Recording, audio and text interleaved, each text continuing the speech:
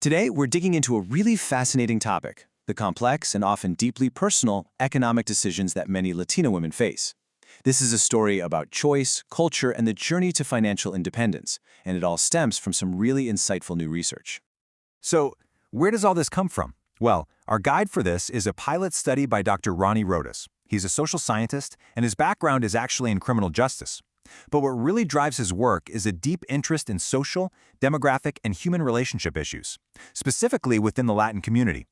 That perspective is just crucial for understanding what we're about to get into. All right, let's just dive right in with a pretty provocative question. If money is tight, where do you put it? Towards a new degree or towards a new look? Now, for a lot of women, this isn't just some thought experiment. It's a real-world dilemma that has massive consequences for their economic future. Yeah, and this kind of choice, it's never made in a vacuum. You can think of it like walking an economic tightrope. Women are constantly balancing all these intertwined pressures that are pulling them in totally different directions. So let's break down what some of those pressures really are. The study points to this whole web of constraints. You've got these cultural expectations that a male partner should be the one providing financially. At the very same time, women are running into barriers in the job market and good luck finding accessible childcare. And on top of all that, you have these social norms that treat beauty as a kind of capital, something that can open doors to better jobs, networks, or even partners who can offer financial security. That is a lot to navigate. So, to untangle all of this, Dr. Roda's study zooms right in. It starts asking some really specific, really important questions. It's basically our roadmap for understanding how all these big forces actually play out in women's day-to-day lives. Okay, so there's a key concept we need to get our heads around. It's called partner provisional norms. It sounds academic, but it's really simple. It's just that cultural expectation that the man in a household should be the main breadwinner. Really understanding this idea is central to figuring out the choices some women are making. And this is where it gets really interesting.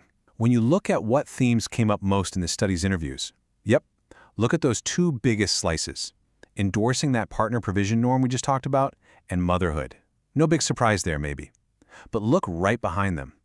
You see women are also making big investments in both education and beauty. This tells you right away there's not just one simple story here.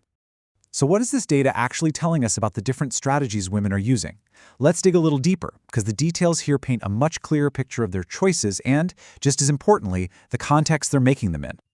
And this is a perfect example of how much context matters. The study found that belief in that partner provision norm was way higher among women in Latin America than for those in the US diaspora. What does that suggest? Well, probably that in places with different job markets and different social services, those traditional cultural norms might be starting to shift. So this seems to lead to two different playbooks women might follow. On one side, you have the beauty-first profile. This is all about prioritizing appearance, maybe as a strategy to find a partner with more resources. But the downside is it can make you more financially dependent. On the other side, you have the education-first profile, which is a much more direct path to making your own income and reducing that dependency.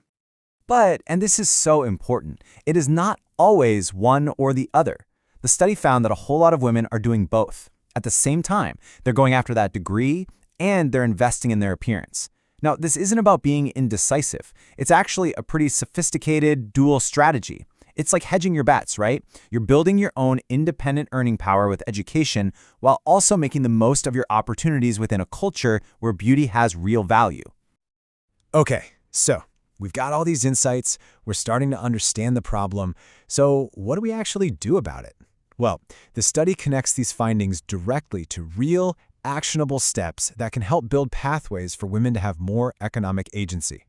The research points to 4 key areas for policy. First, pretty straightforward, make childcare and safe jobs more accessible. That automatically reduces the pressure to be economically dependent. Second, create programs that help women who work in beauty-related fields, to turn their skills into formal businesses. Third, boost financial literacy. And fourth, create media campaigns that celebrate women's accomplishments, beyond just how they look. So when you put this all together, what's the big takeaway here?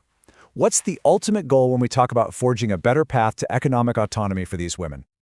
Honestly, this quote from the study's conclusion just says it perfectly. The goal isn't to erase culture.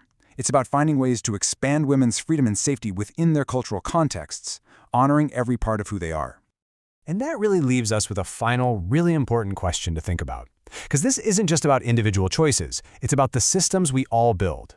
So how can a community, how can we best create an environment that truly empowers all women to write their own economic story, completely on their own terms? It's a big question, and definitely one worth thinking about. Thanks for joining me.